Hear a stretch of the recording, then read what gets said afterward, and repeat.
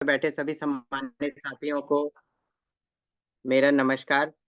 और आज का जो सर हमारा टॉपिक रहेगा वो रहेगा सक्सेसफुल एटीट्यूड रखने के लिए हमें क्या काम करने चाहिए।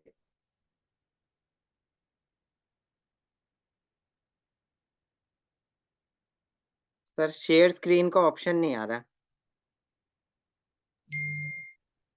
अभी करते हैं सर।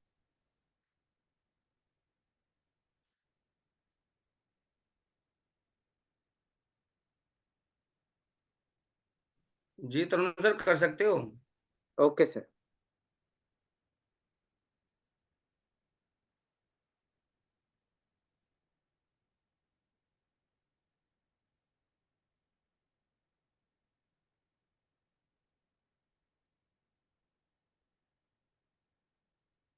सर स्क्रीन दिखाई दे रही है?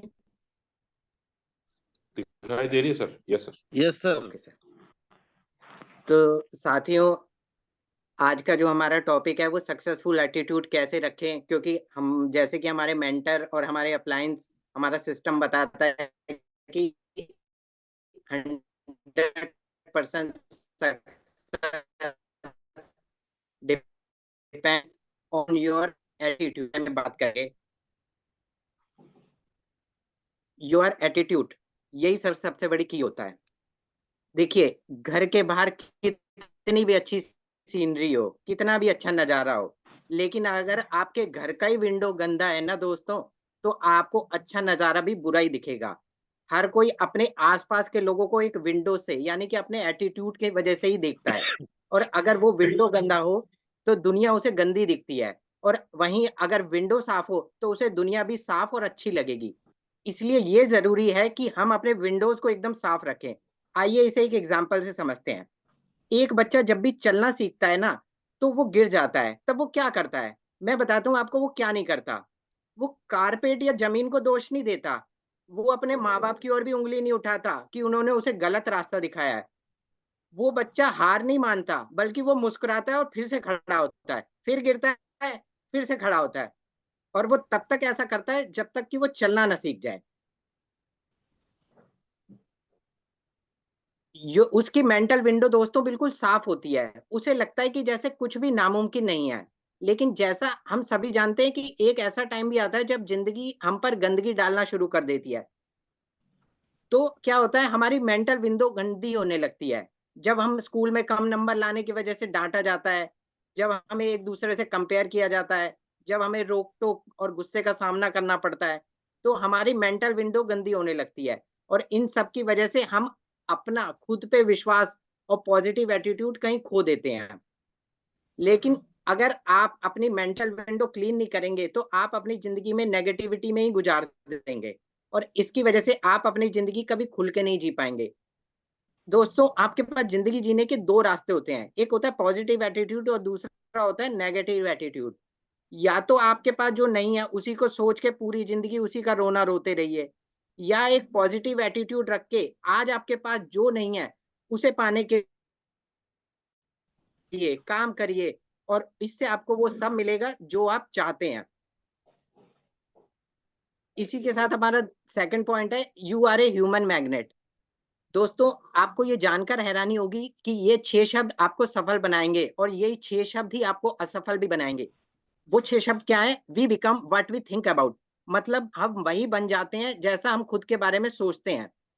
यह ऐसे काम करता है, यदि हम किसी भी लक्ष्य के बारे में लगातार सोचते हैं, तो हम उसकी ओर आगे बढ़ने का प्रयास आरंभ कर देते हैं। मान लीजिए एक आदमी जो सोचता है कि मैं हर साल 10 लाख रुपए कमा सकता हूँ, तो वो एक मानव चुंबक यानी ह्यूमन मैग्नेट की तरह उन सभी रास्तों को ढूंढ लेगा जिससे कि वो 10 लाख रुपए कमा सके। अब दूसरा पहलू ये है कि अगर वो सोचे कि उसे अपने परिवार की समस्याओं को दूर करने के लिए 10 लाख रुपए कमाने चाहिए। अब क्या वो 10 लाख रुपए कमा सकता है? ये उस आदमी के एटीट्यूड पे ही डिपेंड करता है कि वो खुद पर कितना भरोसा करता है। अगर आप ये सोचें कि मैं 10 लाख रुपए कमा सकता हूँ या नहीं, और 10 लाख रुपए कमाने चाहिए, इसमें 2 चीज़ सामने आती हैं। एक होता है कमा सकता हूँ, पॉजिटिव एटीट्यूड, और एक कमाने चाहिए, नेगेटिव एटीट्यूड। अगर आपका खुद पे भरोसा है, कुछ करने की हिम्मत है, तो आप एक दिन 10 लाख रुपए ज़रूर कमा लेंगे। दोस्तों, असफलता बस एक स्पीड ब्रेकर की तरह ही होती है, जो हमारे सपनों के रास्ते में आकर बस हमें टेस्ट करता है।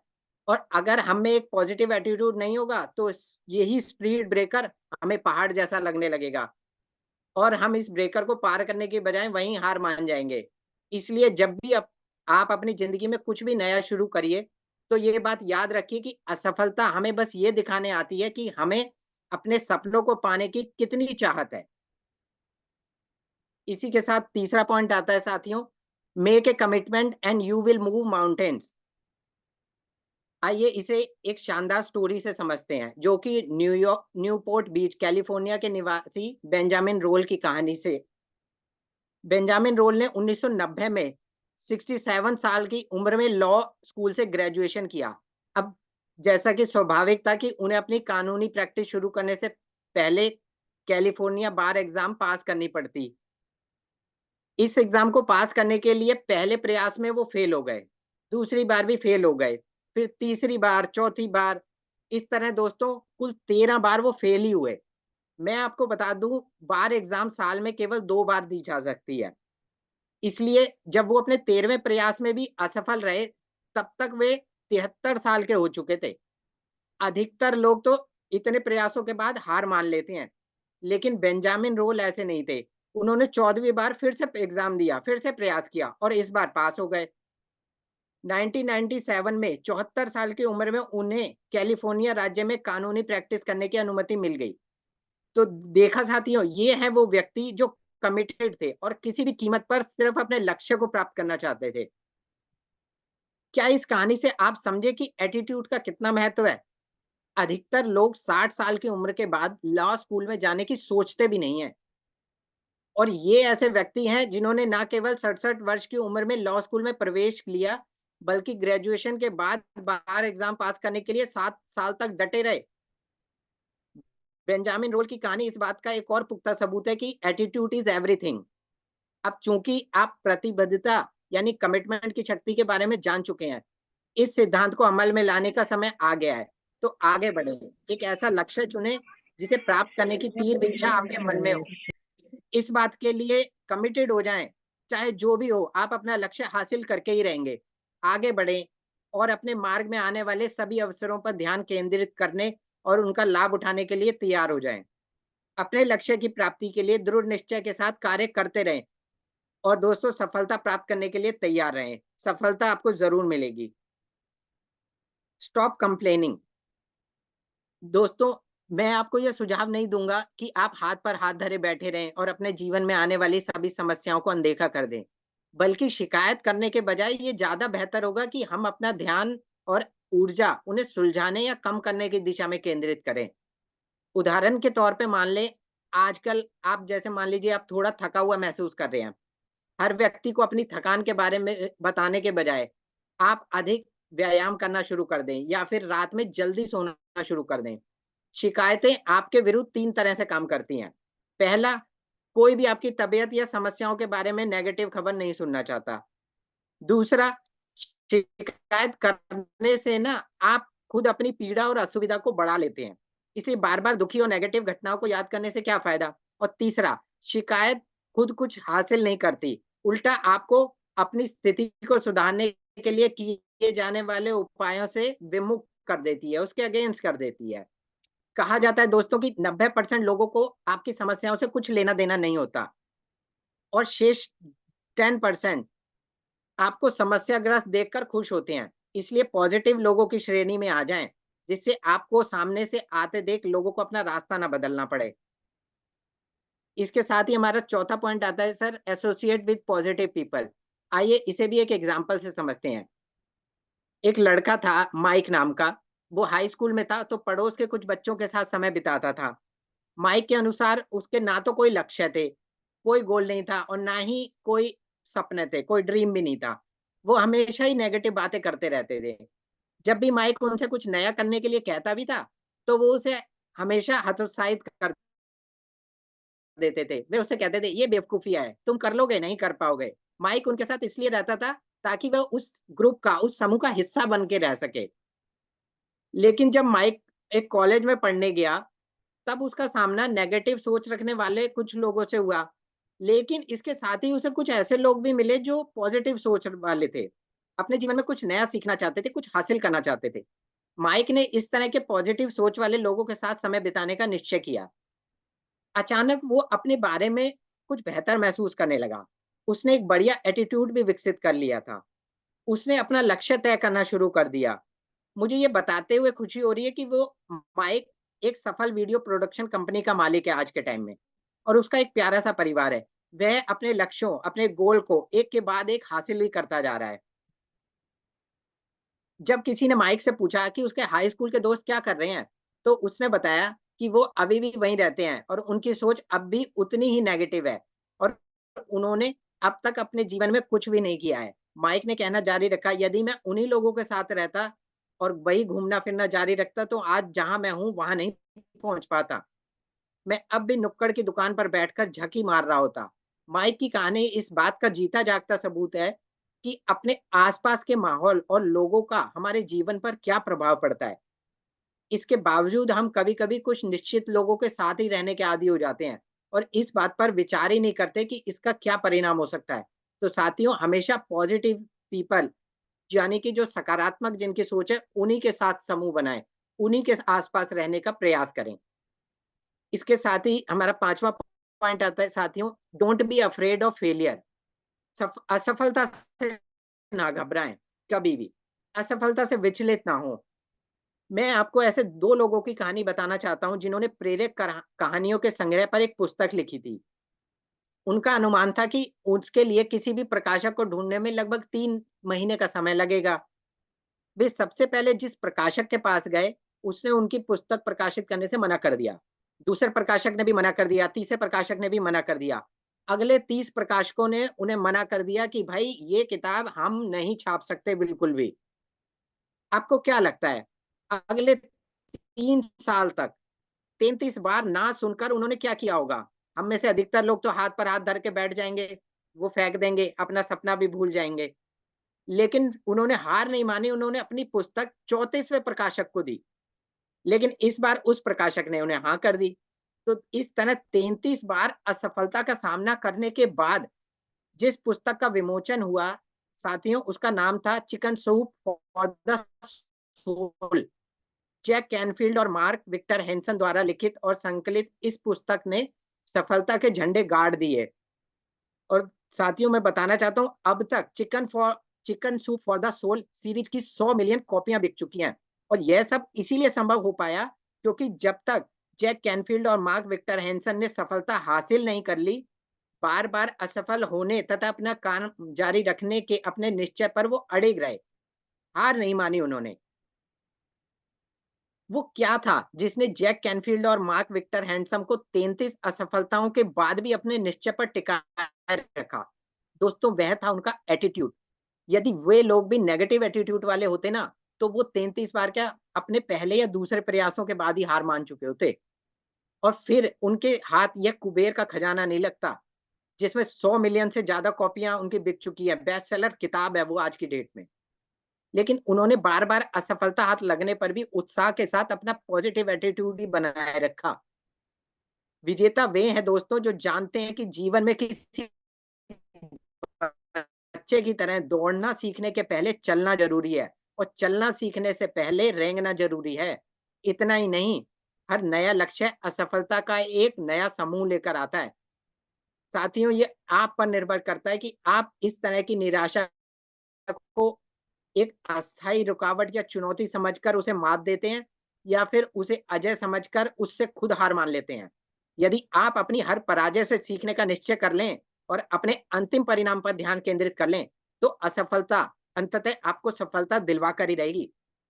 तो दोस्तों, don't be afraid of failure. कभी भी असफलता से ना घबराएं। Thank you. इसके साथ ही मैं एक, ये मेरी बातें थी जो सिस्टम या मेरे अपलाइन और मेंटर द्वारा ही दी गई थी। इसके साथ ही मैं एक सर वीडियो शेयर करना चाहता हूँ।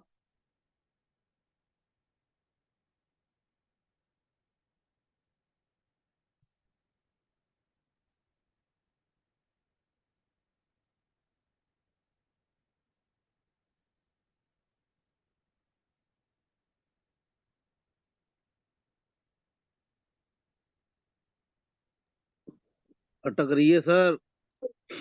1 मिनट सर।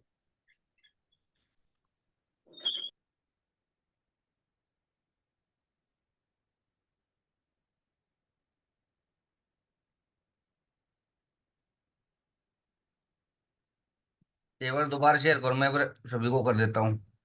ठीक है।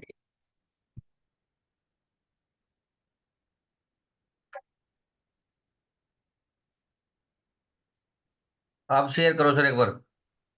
ठीक है सर।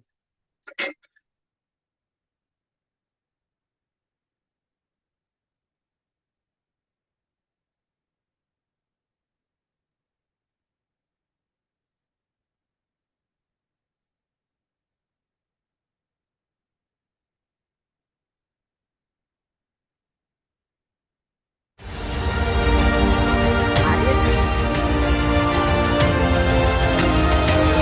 ओके।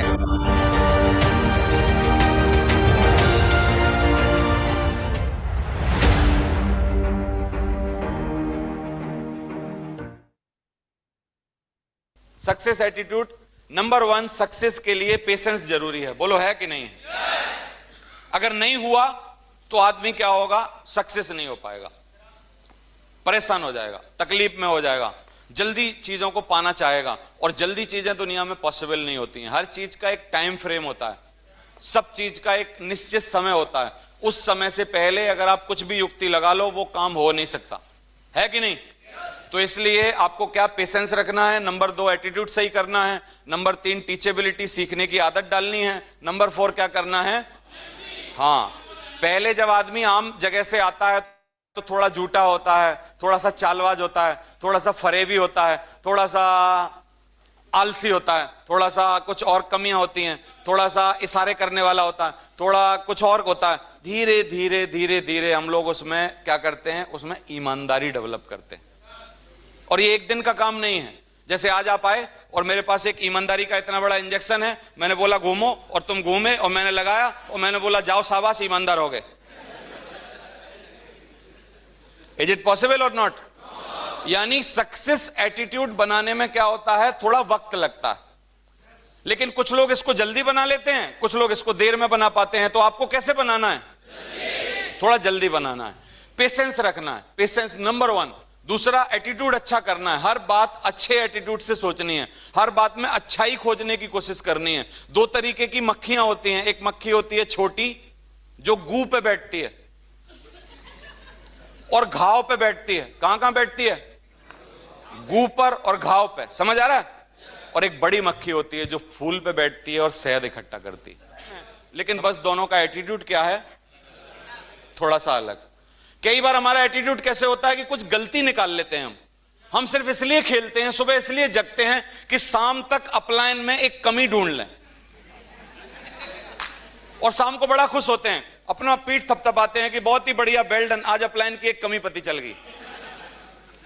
छोटी मक्खी हो छोटी मक्खी हो। समझ आ रहा है कि नहीं?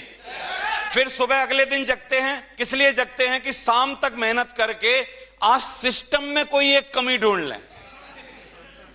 फिर अपनी पीठ थपथपाते हैं, वेल डन, वेरी गुड, आज शाम तक सिस्टम में एक कमी ढूंढ ली। छोटी मक्खी हो। समझ आ रहा है? कमियां दुनिया में कोई भी ढूंढ लेगा यार। एक सूगर मरने के बाद स्वर्ग पहुंचा, सही है, अच्छे कर्म किए होंगे, कुछ पहुंच गया स्वर्ग। तो स्वर्ग में जाने के बाद, स्वर्ग में देवता जो थे मेन, वहां पर हेड ऑफ इंचार्ज थे स्वर्ग के, तो उनका दौरा था, जैसे डॉक्टरों का दौरा होता है ना। तो सुगर महाराज बैठे हैं, उनका दौरा है, तो वो ऐसे ही पूछने लगे, और भाई सुगर मजे आ रहे हैं? मजे आ रहे हैं? आनंद हो रहे हैं? सब चीज बढ़िया हो रही है? सब सुगंधित है? सब कुछ अच्छा है? अच्छे अच्छे 64 प्रकार के भोजन मिल रहे हैं? मजा आ रहा है? अप्सराओं के डांस हो रहे हैं? तेरे को ऐसे कुछ नसीब था क्या? उसने कहा सर सब बढ़िया है, लेकिन वो नहीं मिल रहा जो धरती पे मैं खाता था, वो नहीं मिल रहा है। उसके आनंद में कुछ कमी थी एक्चुअली। समझ पा रहे हो आपकी? नहीं? तो what's kind of your attitude? Attitude अच्छाई ढूंढने का लगाना है, कमियां ढूंढने। कमी तो कोई भी निकाल देगा यार, कमी निकालने में कौन सी, कहां से टेक्नोलॉजी लाने की जरूरत है? अच्छाई ढूंढ के देखो। समझ आ रहा है? अच्छी चीजों को पकड़ो। तो इसलिए एटीट्यूड अच्छा रखो, टीचेबिलिटी रखो। एक बार एक चाय की दुकान के सामने 3 गिलास थे, अलग अलग पोजीशन में पड़े थे। एक ऐसे पड़ा था, आड़ा आड़ा, मुंह इधर है पीठ इधर, समझ आ रहा? एक ऐसे पड़ा था, मुंह इधर और पीठ इधर, समझ आ रहा? और एक ऐसे खड़ा था, मुंह ऊपर और नीचे। अभी बारिश होगी तो सबसे ज्यादा पानी किस पोजीशन में जाने वाला है? किस पोजीशन में जाने वाला है सबसे ज्यादा पानी? ऊपर मुंह करके ना। तो टीचेबल आदमी जो सीखने की इच्छा रखने वाला होता है उसको ज्ञान मिल जाता है। इस मीटिंग में बैठ के भी कुछ ऐसे पड़े आड़े, मैं खूब घुसाने की कोशिश कर रहा हूं, देख रहा हूं मैं कई लोगों को। मैं बेइज्जती करना नहीं चाहता, नहीं तो बांह पकड़ के उठा सकता हूं। 14 साल से तजुर्बा है मेरे को, कौन ले रहा कौन नहीं ले रहा, कौन ऐसे पड़ा है, आड़ा पड़ा है, टेढ़ा पड़ा है। कई लोग तो ऐसे पड़े हैं, उसने कब खत्म हो गया। समझ आ रहा है कि नहीं? और कुछ लोग सीधे।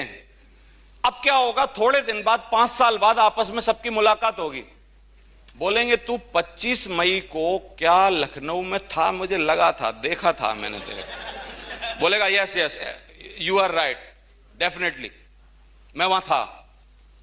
बोलेगा तू डायमंड क्यों नहीं बन पाया? मैं तो बन गया था। 5 साल बाद पता चलेगी कि आड़ा पड़ा था मैं तो।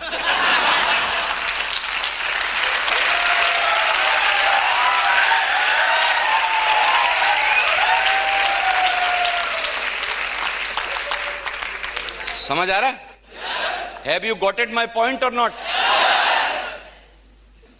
कितने लोग डायमंड बनना चाहते हैं? कप की पोजीशन क्या होनी चाहिए? ऊपर मुंह करके ना। हाँ, अभी अलर्ट हो जाओ। लास्ट वन इज ऑनेस्टी, ईमानदारी। ईमानदारी किसी और को नहीं दिखानी होती है, नंबर 1 सबसे पहले खुद को दिखानी होती है। आप में से सबका मन जानता है कि तुम कितने % झूठे हो, सही है? और सबका मन जानता है कि तुम कितने बेईमान हो। ये कहने में मेरा दिल दुख रहा है क्योंकि ऐसे मुंह पे बोलना नहीं चाहिए, ठीक नहीं है, लेकिन बोलोगे नहीं तो सुधारोगे कैसे? लेकिन अब 2 ही काम हो सकते हैं कि ईमानदारी और बेईमानी जो अभी है वो नीचे की तरफ जा सकती है या यहां से थोड़ी सी ऊपर की तरफ जा सकती है। ऊपर मतलब सुधरने की तरफ, नीचे मतलब गिरने की तरफ। 2 ही काम हो सकते हैं, तीसरा कोई काम हो सकता? भलाई किस बात में है? कहां जाने में? कैसे बात कर रहा हूं? कल आपने किताब पढ़ी ना पढ़ी, क्या मैं सीसीटीवी कैमरा लगा के बैठा हूं? आप मेरे को आके मुस्कुरा के बोल सकते हो sir I am reading book every day, खुश हो। मैं बोलूंगा वेल डन यार, वेरी गुड। मुझे थोड़ी पता है। मैं फोन करके पूछूंगा जी कितने गेस्ट आए, बोलोगे सर इतने इनवाइट करे थे, इतने इनवाइट करे थे, 300 इनवाइट करे थे। मैंने कहा आए कितने? एक नहीं आया सर। तो मैं 14 साल से यहां सी लिखी है मेरे, सच बताओ आप।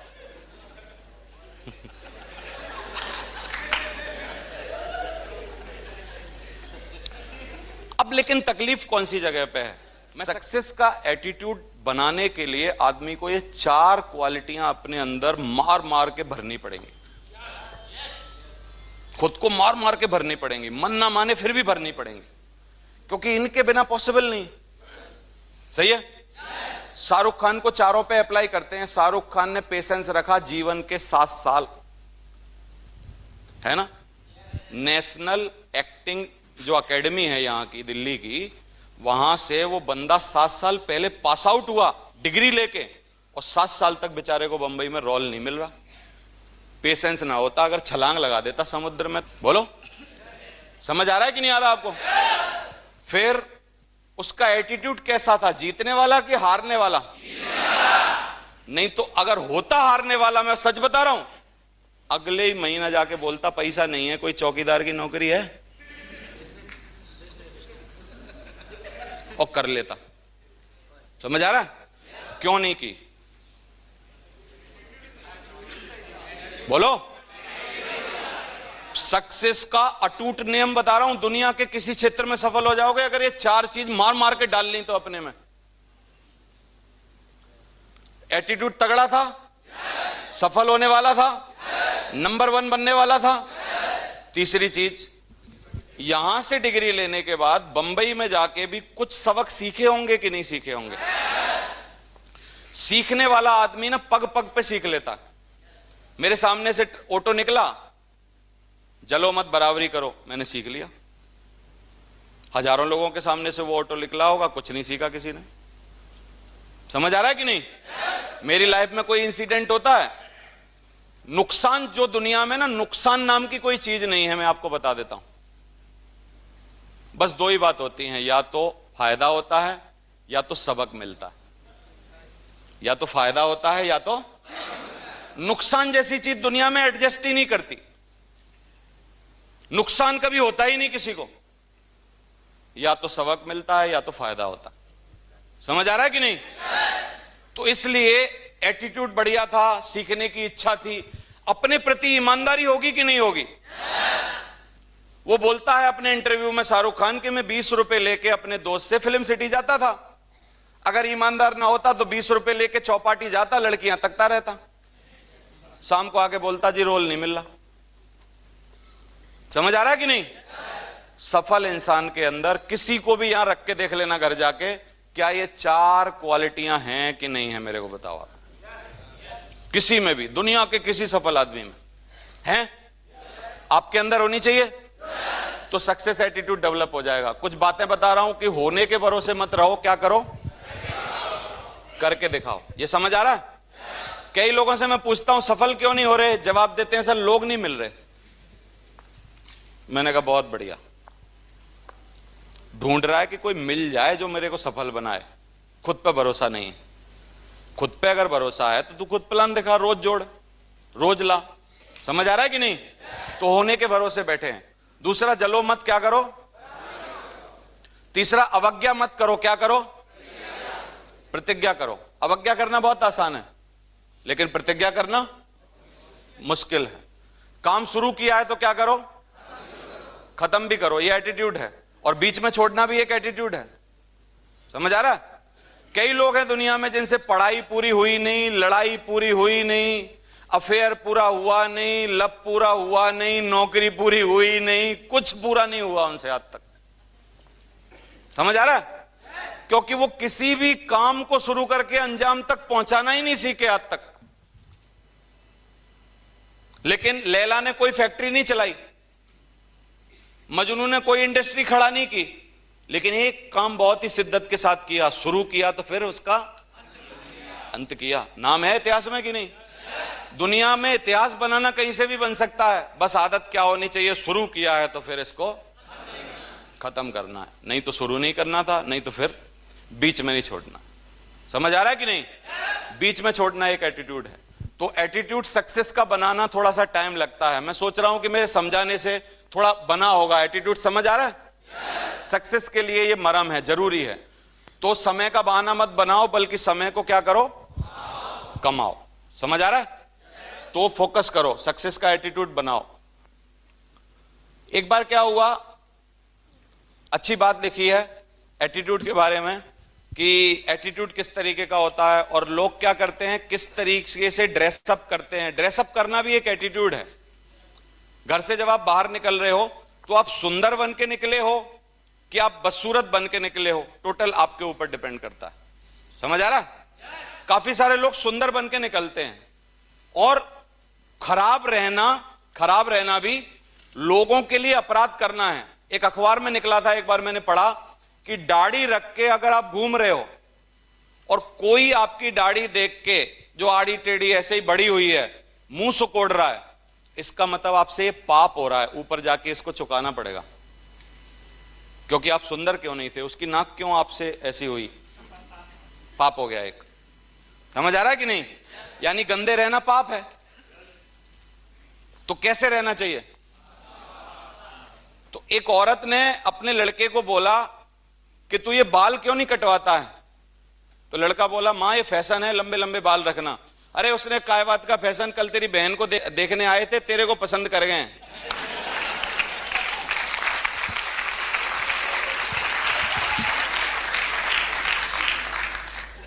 समझ आ रहा है? तो लोगों की होड़ के चक्कर में मत रहो कि लोग ऐसी दाढ़ी रख रहे हैं, ऐसी दाढ़ी रख रहे हैं, ऐसी दाढ़ी रख रहे हैं, ऐसे बाल रख रहे हैं, वैसे बाल रख रहे हैं। आप नेटवर्क करो भाई साहब। आप डांसर नहीं हो, एक्टर नहीं हो, आप लवर नहीं हो। समझ आ रहा है?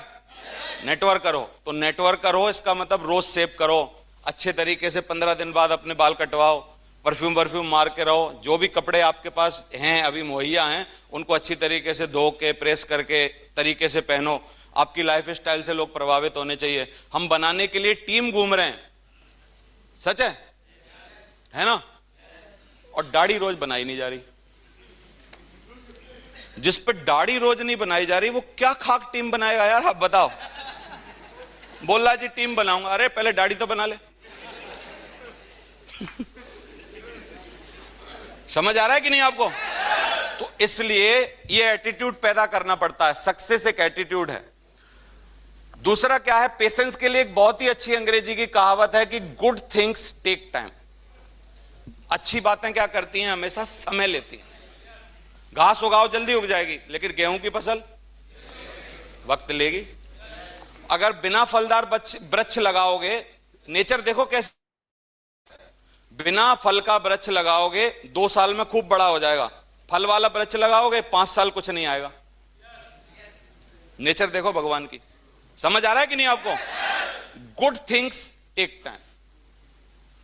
जल्दी अगर कहीं से कुछ हो रहा, आप गए एक खाली बैग लेके गए, किसी को तमंचा दिखाया, बैग भर लाए, बाद में कष्ट उठाना पड़ेगा क्योंकि बहुत जल्दी हो गया है ना? गए खाली बैग लेके गए, तमंचा दिखाया, उधर से क्या कर लाए? बैग भर लाए। बोलो एम आई राइट और नॉट? क्योंकि गुड थिंग्स टेक टाइम।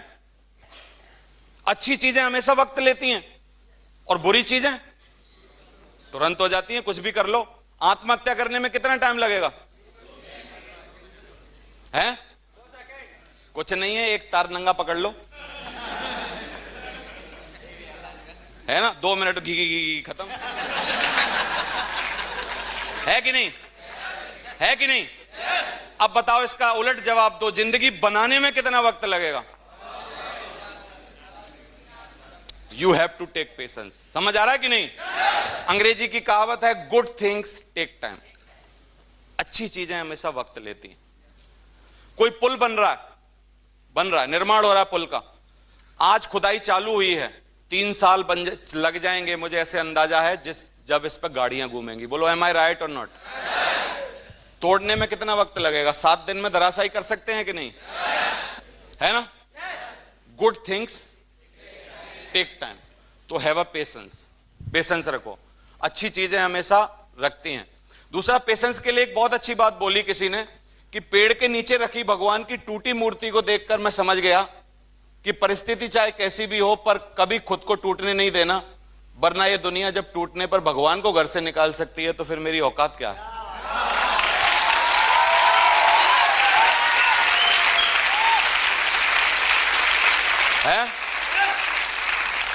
तो एक सूत्र है मेरा, लगे रहो तब तक जब तक कि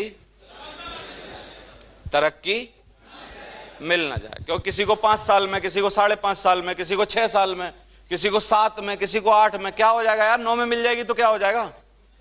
मिल जाएगी ना? डायमंड तो बन जाएगा ना? जैसे ही डायमंड की लाइन में आके खड़ा हुआ ना, कोई नहीं पूछ रहा क्यों ये छोटा वाला कितने साल में बना था। पूछेगा क्या कोई? कोई नहीं पूछ रहा। बस देर कब तक की है? जब तक कि तू उस लाइन में आके खड़ा नहीं हो रहा है। समझ आ रहा है कि नहीं? दृष्टि नहीं, क्या सही होना चाहिए? दृष्टिकोण सही होना चाहिए। तो मेहनत एक एटीट्यूड है, आलस एक एटीट्यूड है। बस एक नेगेटिव एटीट्यूड है, एक पॉजिटिव। बहुत परेशानियां हैं, अब क्या करूं, छोड़ देता हूं, और बहुत परेशानियां हैं इसीलिए तो करना है। दोनों एटीट्यूड। समझ आ रहा है? तकलीफ बहुत ज्यादा है, आजकल बीमार रहता हूं, सोचता हूं कि छोड़ दूं डायमंड बन के, कोई फायदा नहीं। बहुत ज्यादा बीमार रहता हूं इसलिए मेहनत कर लेता हूं, क्योंकि 2-3 साल बाद डायमंड बनने के बाद फिर खत्म ही हो जाएगा काम। यह भी एक एटीट्यूड। समझ आ रहा है? तो एटीट्यूड कैसा है उस बात पर डिपेंड करता है कि कैसे होगा। तो मेहनत एक एटीट्यूड है। तो किसी अच्छे डायमंड ने, अंग्रेज डायमंड ने बोला, इतना भागो, इतना भागो, इतना भागो, इतना भागो कि अपलाइन कभी आपको फोन करके पूछे, ये ना पूछे कि कैसे हो, उसको ये पूछना चाहिए कि कहां हो। क्या पूछना चाहिए? कहां हो। अगर आपको आपका अपलाइन पूछ रहा है कैसे हो, तो इसका मतलब उसको पक्का पता है घर में ही होगा। समझ आ रहा है कि नहीं? अगर वो आपसे सबसे पहला क्वेश्चन पूछ रहा कहां हो, क्योंकि आपकी क्रेडिबिलिटी ऐसी है कि कल कहीं, आज कहीं, परसों कहीं, रमता जोगी बहता पानी, है कि नहीं? ऐसा होना चाहिए। नेटवर्क करके पैर में चक्कर होना चाहिए यार। समझ आ रहा है? जहां भी गए हो उसको करो, काम को निभाओ। इस वाली बात से ऐसा मत करो कि आज जयपुर में प्लान दिखाया, कल जोधपुर में प्लान दिखाया, फिर सऊदी अरब में प्लान दिखाया, फिर आबू धाबी में प्लान दिखाया, फिर ऐसे नहीं करना। लेकिन हमेशा घर से बाहर बगते रहो, काम को करने के लिए जाते रहो। समझ आ रहा है? मंजिलें मिले ना मिले ये अलग बात है, बहुत ही बढ़िया बात है ये। मंजिलें मिले ना मिले ये क्या है? अलग बात है। सब बोलो मेरे साथ, मंजिलें मिले ना मिले अलग बात है। लेकिन क्योंकि पता नहीं ना किसी को क्या होने वाला है, सही है? मंजिलें मिले ना मिले ये अलग बात है, लेकिन कोशिश ही ना करें ये तो गलत बात है। एक अंधा आदमी रोज मंदिर जाता था, अंधा आदमी रोज मंदिर जाता था। तो कुछ समझदार लोगों ने उससे पूछा कि यार अंधा है, मंदिर आता है, क्या भगवान के दर्शन हो जाएंगे, क्या लगता है? तो अच्छा है,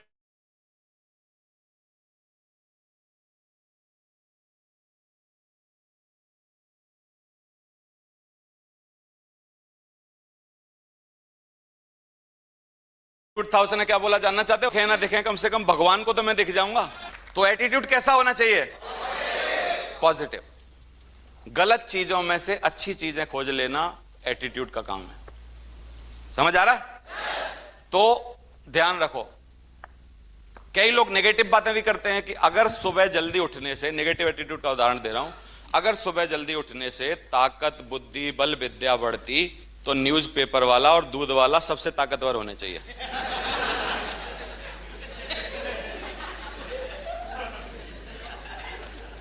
कुछ भी पकड़ लो लाइफ में, स्वतंत्र हो आप। भगवान ने दूध भी बनाया, भगवान ने दारू भी बनाई है।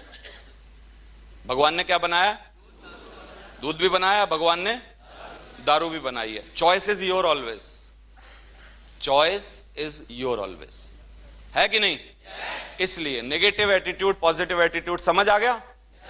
अब टीचेबिलिटी, टीचेबिलिटी यानी सीखने की इच्छा। तो मैं आपसे 3 सवाल कर रहा हूं। Are you teachable? सीखने की इच्छा रखते हो? आपको सिखाया जा सकता है? कोई बच्चा भी अगर चाहे तो सिखा सकता है आपको। आज के बाद ये तो नहीं बोलोगे हमारा प्लान तो पागल है यार। अगर ऐसा मन कर रहा है इसका मतलब टीचेबल नहीं है। समझ आ रहा है? तो are you teachable, are you coachable और एंड करेक्टेबल? कभी भी आपको ईमानदारी से कोई करेक्ट कर सकता हो, ऐसे बनो। कभी भी नाराज मत हो, क्योंकि कबीर ने एक बहुत अच्छी बात बोली है, निंदक नीरे राखिए आंगन कुटी छवाए, बिन पानी बिन साबुना निर्मल करे सुहाए। समझ आ रहा? Thank you very much. समझ आई कि नहीं आई बात? निंदक जो है, गांव का सबसे बड़ा निंदा करने वाला आदमी, उसको अपने आंगन में लाके उसकी कुटी बनवा लो। क्योंकि गांव में रहेगा तो कभी कभी मुलाकात होगी, आंगन में रहेगा तो रोज सुबह शाम मुलाकात होगी। होगी कि नहीं होगी? और रोज सुबह शाम एक एक निंदा करेगा, यार तेरे में ये गलत है, तेरे में ये गलत है, तू आलसी है, तू फलाना, तू ये है, तू ये है, तू ये है। करेगा कि नहीं निंदा? और निंदा सुन सुन के आप करेक्ट हो जाओगे। कबीर ने बहुत ही अच्छी बात बोली। समझ आ रहा है? तो सीखना बंद तो जीतना बंद। इसलिए सीखो। एक बहुत अच्छी बात है, क्योंकि कागज अपनी किस्मत से उड़ता है और पतंग अपनी काबिलियत से। इसलिए अपने में काबिलियत डेवलप करो, सीखो, तब आप काबिल बन पाओगे, तभी काबिलियत डेवलप होगी। ध्यान दो, एक जगह लिख रहा था, विद्या धनम सर्व धनम प्रधानम। सही है? क्या लिखा था? विद्या धनम सर्व धनम प्रधानम। तो एक ऐसे ही आदमी को पूछ लिया, उसने कहा भाई इसका मतलब क्या है? तो प्राइमरी स्कूल में टीचर था वो आदमी। उसने बोला इसका मतलब है कि विद्या का जितना धन है वो सब प्रधान के लिए है।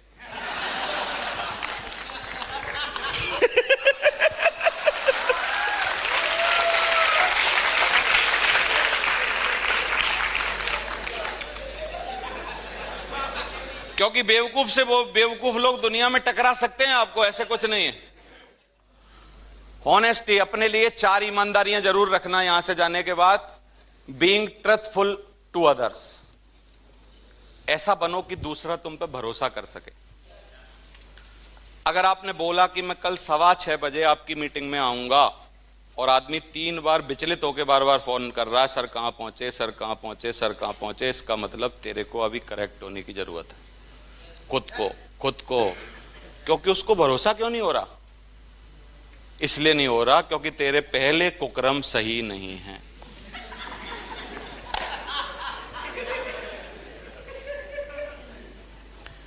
बीइंग ट्रथफुल टू अदर्स, क्या बनो दूसरों के लिए?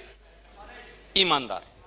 मेरी एक अच्छी बात क्या रही शुरू से मेरे घर में, कि मैंने अपने घर में मेरे लिए ऐसा वातावरण बनाया शुरू से कि जब मैं पढ़ता था तो मेरी मां को गांव के लोग आके बोलते थे कि इस बार बहुत टफ रिजल्ट है हाई स्कूल का, देख लेना सब फेल होंगे।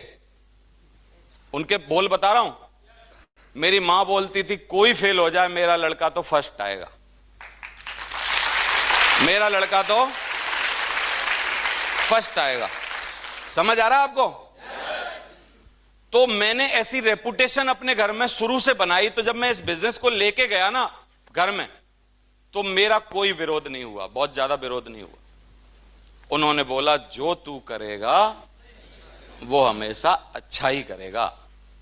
अब कई लोगों ने अपने घर में कैसी ईमानदारी बना रखी है पता, कि तू तो जो करेगा वो सत्यानाश ही करेगा।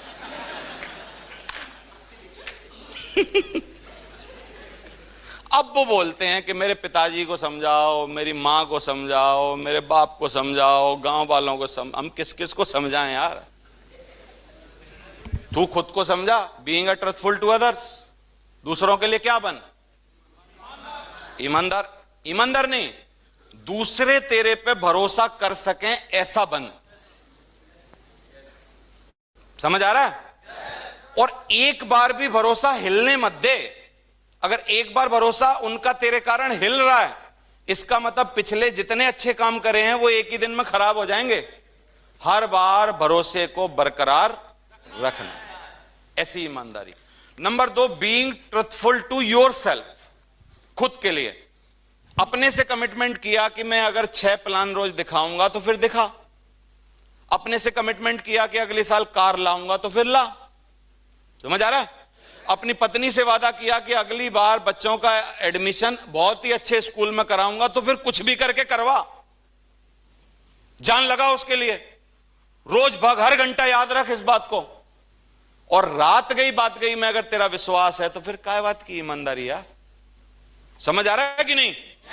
तो ऑनेस्ट बनना है। Doing what right regardless of who around, जो आपके आसपास रहते हैं उनके लिए बहुत ज्यादा ध्यान रखो कि वो किस तरीके का उनके साथ आपको आचरण करना है जिससे उनकी ईमानदारी आपके ऊपर, मतलब उनको भरोसा टाइप हो जाए।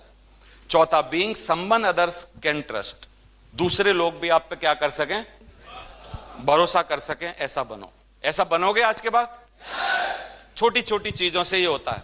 आज मैंने यहां डेट दी, किसी को शक नहीं था मेरे लीडर्स को कि मैं आऊंगा कि नहीं आऊंगा। कारण बताओ, जल्दी बताओ। 13 साल का उनको भरोसा है कि 13 साल से आदमी आज तक नहीं चूका तो अभी क्यों चूकेगा? सही है। दूसरा, मैं ट्रेनिंग अच्छी दूंगा कि नहीं दूंगा ये भी किसी को शक नहीं है। किसी को तो बताओ। उनको पता है हर ट्रेनिंग ही अच्छी होती है, तो ये तो और अच्छी होगी। सही है। तो मैंने ईमानदारी कमाई है। समझ आ रहा है? ऐसे ईमानदारी आप भी कमाओ, तब आप इस बिजनेस में कुछ कर पाओगे। दूसरा, एक बहुत अच्छी बात लिखी है कि अच्छे के साथ अच्छे बनो।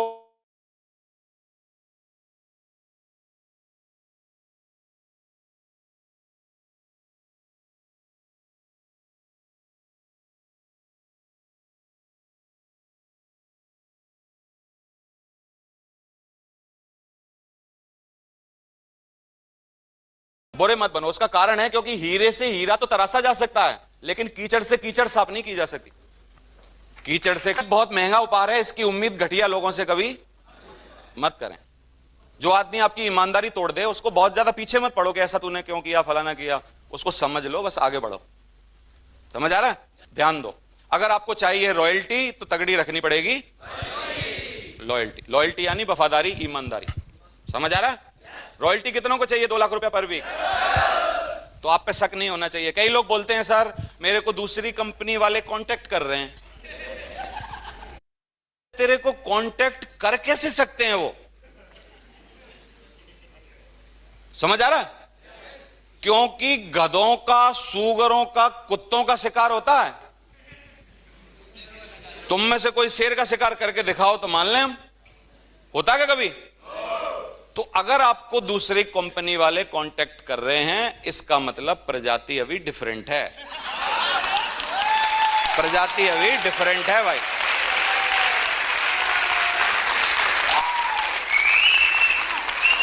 है कि नहीं है?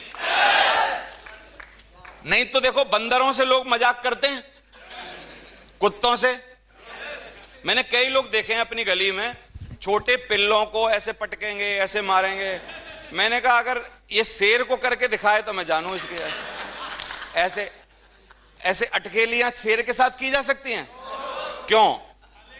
सांप के साथ? तो इसलिए ऐसा बनो कि आपको कोई कॉन्ट्रैक्ट कर ही ना पाए। अभी भी कर रहे हैं, इसका मतलब प्रजाति अभी बदली नहीं है। समझ आ रहा है कि नहीं? तो ध्यान दो इस बात का। तो आपको अगर चाहिए रॉयल्टी तो तगड़ी रखनी पड़ेगी लॉयल्टी। अपलाइन के प्रति, कंपनी के प्रति, सिस्टम के प्रति तगड़ी वफादारी।